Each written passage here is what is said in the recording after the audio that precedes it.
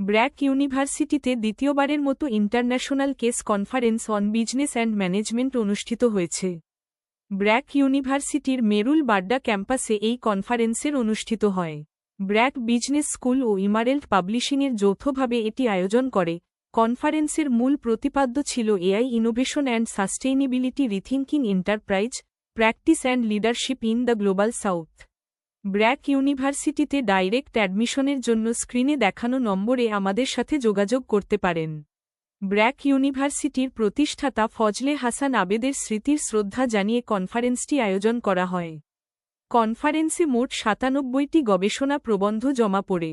এর মধ্যে ৬৯টি প্রবন্ধ প্রকাশের জন্য নির্বাচিত হয়, যা একটি প্যারালাল সেশনে উপস্থাপন করা হয়। নির্বাচিত প্রবন্ধগুলোর অ্যাবস্ট্রাক্ট নিয়ে একটি প্রসিডিং প্রকাশ করা হয়েছে। দেশ ও বিদেশের শিক্ষক, গবেষক, শিক্ষার্থী এবং বিভিন্ন পেশার প্রতিনিধিরা এখানে অংশগ্রহণ করেন। ব্র্যাক ইউনিভার্সিটিতে ডাইরেক্ট অ্যাডমিশনের জন্য স্ক্রিনে দেখানো নম্বরে আমাদের সাথে যোগাযোগ করতে পারেন।